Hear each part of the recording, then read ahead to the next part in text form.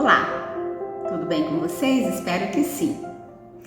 Eu disse num vídeo há um tempo atrás que o meu canal, aliás, eu sempre falo isso, que o meu canal Despertar Psicocomportamental não é só para falar de abuso emocional psicológico e narcisismo. É um canal para falar sobre comportamento humano. Mas que sempre que fosse necessário eu voltaria a falar sobre esse tema. E realmente eu vi essa necessidade de falar sobre esse assunto devido a uma repercussão que está tendo sobre Leniel Borel. E eu resolvi então fazer uma análise comportamental dele e vocês vão entender aqui. Relembrando quem é Leniel Borel. Leniel Borel, pai do menino Henri Borel, que supostamente foi assassinado pelo namorado de sua mãe, Monique Medeiros. O acusado é Dr. Jairo, ex-vereador, e ambos estão presos atualmente aguardando julgamento. Leniel virou uma celebridade nacional. Deu inúmeras entrevistas e até fundou uma ONG com o nome do filho, Henri Borel, para dar apoio, segundo ele, apoio jurídico e psicológico para crianças e adolescentes vítimas de violência. Tudo muito lindo. Até a segunda página, né? Recentemente, ele foi denunciado por agressão e estelionato emocional contra uma senhora de 66 anos, senhora Miriam, advogada brasileira, residente nos Estados Unidos. Bem, como ela entrou na história aí de Leniel? Ela, sabendo do ocorrido com o menino Henri, através de uma reportagem, se comoveu e quis ajudar de alguma forma. Então, entrou em contato com um grupo feito por Leniel e mandou, inclusive, uma mensagem de apoio para ele.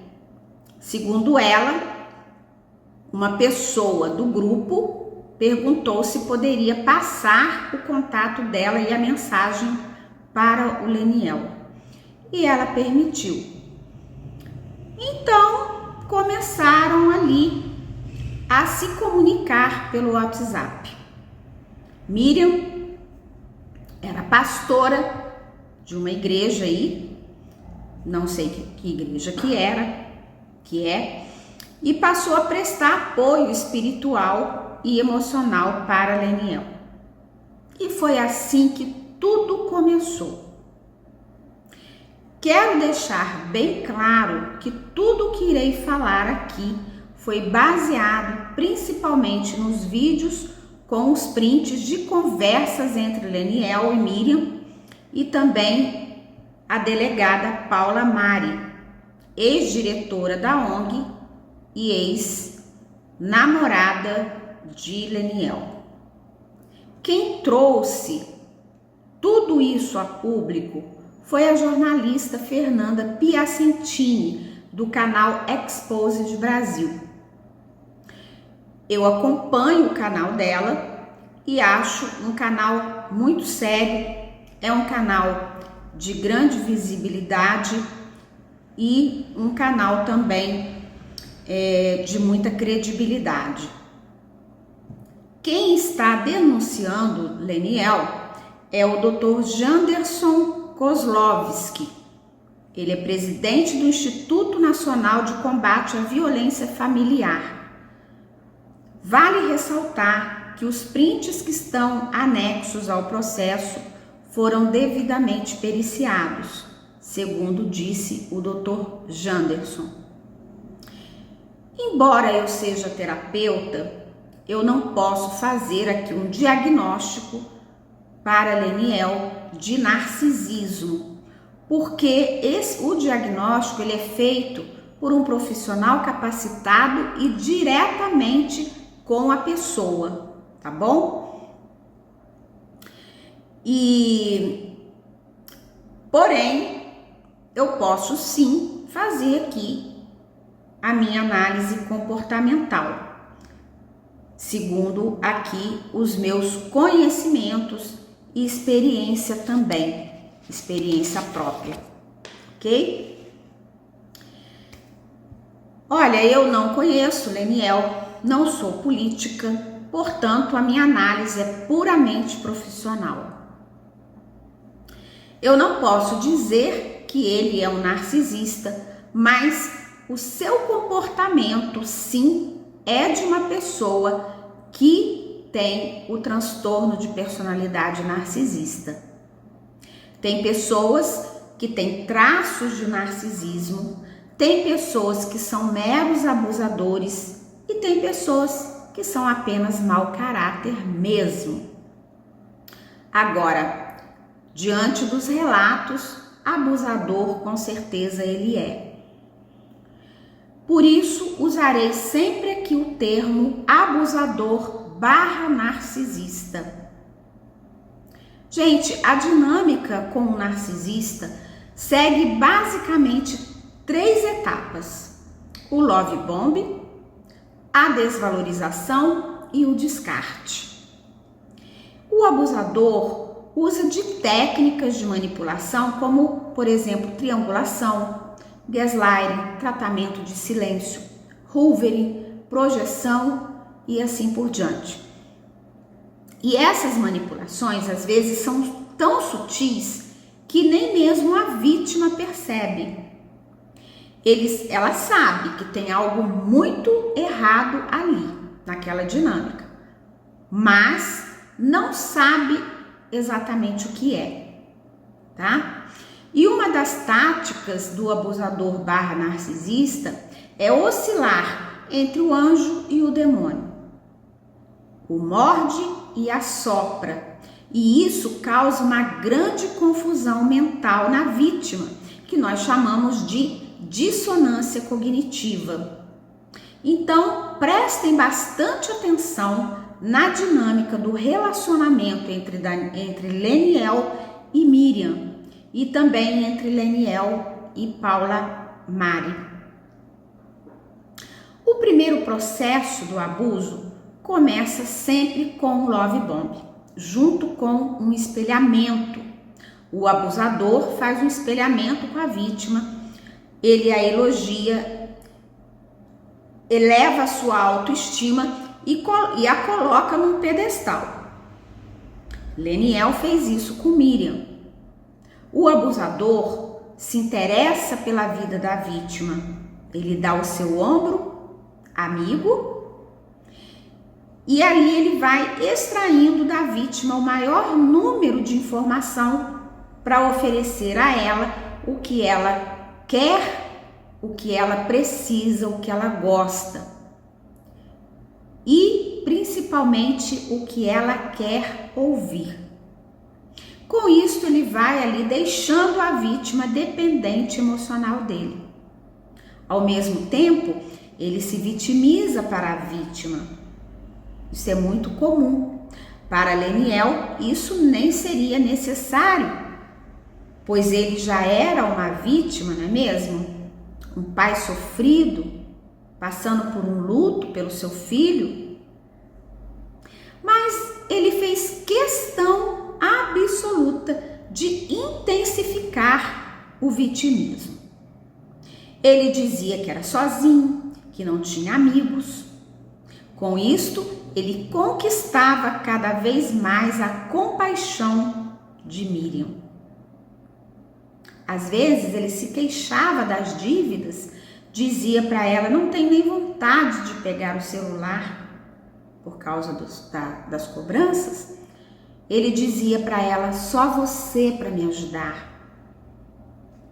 Gente, Miriam e Leniel era uma dinâmica perfeita entre presa e predador.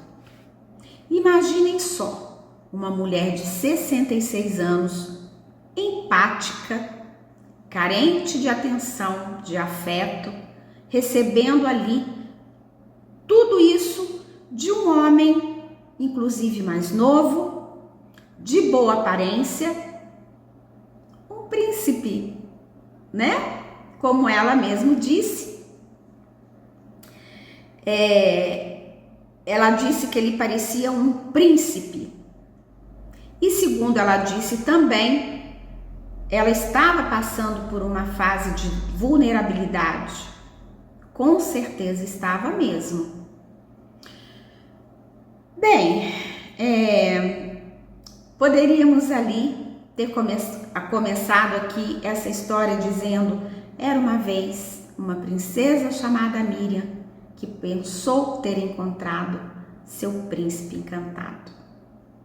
Infelizmente, a história é outra e, como sempre, sem final feliz. As conversas passaram a ser cada vez mais pessoais, mais românticas. Ele disse para a Miriam, inclusive, que tinha terminado com a namorada dele. Leniel não estava querendo só as orações de Miriam. Ele queria muito mais que isso. E logo em seguida passou a pedir dinheiro com ela. Aliás, ele passou a falar com ela basicamente para pedir alguma coisa. Ele sabia que Miriam já estava, comendo na mão dele, por assim dizer, né? E ela não lhe negava nada. Numa conversa, por exemplo, ele pediu para ela $1.000 e disse que faltava R$2.000 do cartão e para pagar cartão e R$3.000 para pagar o aluguel. Gente, isso é muito típico de um explorador. Alguns são mais sutis. Eles insinuam, por exemplo, eu gostei disso assim assim.